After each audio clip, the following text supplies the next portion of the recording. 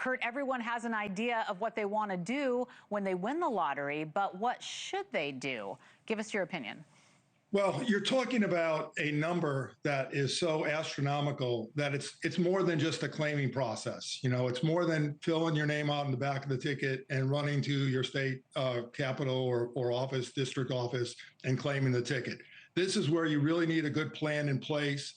And what I like to do is ask people to consider, you know, what their life would be like a year from now, and then look back to this day and say, okay, how do I set it up so that a year from now I can be at the level and with the, you know, the thought process and with the people that I helped in place.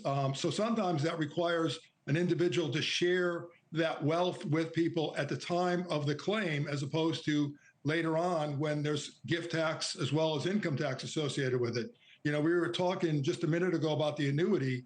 The annuity is great. It's a great option. But the fact is that the annuity will be subject to income tax, whatever it is, in the future. In 1979, I graduated college, started my first job.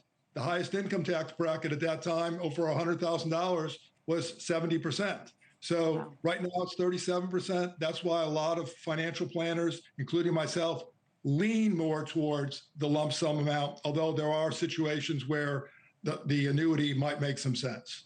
All right. And Matt, you head up the Iowa lottery, so we've got to get your opinion on this. But nearby Indiana has the most winners in the country with 39 overall. We're taking a look at a chart here. Is there anything that gives one state an advantage over the other? Give us some insight on that. Yeah, no, Laura, there really isn't. Of course, when you talk 1 in 292 million chance of hitting that jackpot, it doesn't matter where you buy that ticket. Although I know in talking to lottery players, some people have a lucky store, or some people only buy their Powerball tickets in a rural convenience store, or maybe someplace that's right off the expressway. So, you know, as Kurt talks about, it's important to have a plan when you win, but it's fun to see how many people have a plan when it comes to where they choose to buy their ticket. So geographically doesn't matter one bit. And even a little old state like Iowa, we've had a few Powerball jackpot winners over the year. That's pretty fun. And let me ask you really quick, is it better to pick your own numbers or do the quick pick, in your opinion? In my opinion, and in fact, there really is no difference. Now, what we do see when we have these billion-dollar jackpots, when you have more people that play infrequently, a lot of times they'll just ask for that quick pick. So about 90% of all the plays probably in tonight's draw will be a quick pick. Interesting. Okay. Or you can always do 1 and 1. I always think that that's a fun way to do it too. Kurt, you know, if you won, would you take the prize in one lump sum, since you know all of the backstory of how this works, or would you do installments? And no, I mean, there's no question for my purposes that I would clearly take the cash lump sum amount and pay the taxes immediately and move on with the life. You know, I think we've done calculations for people, and basically, you know, we're talking about $1 billion.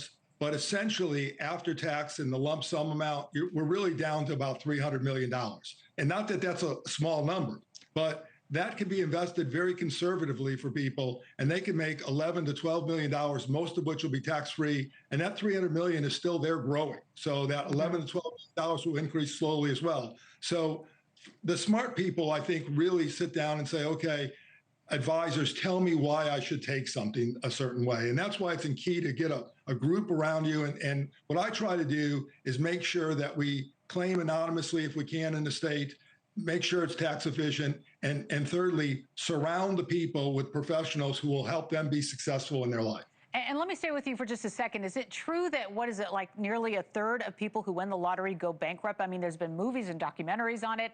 Is that true? Is that a stat? It happens, right? No, I don't know, because all my clients are successful. So it's hard for me to comment on that.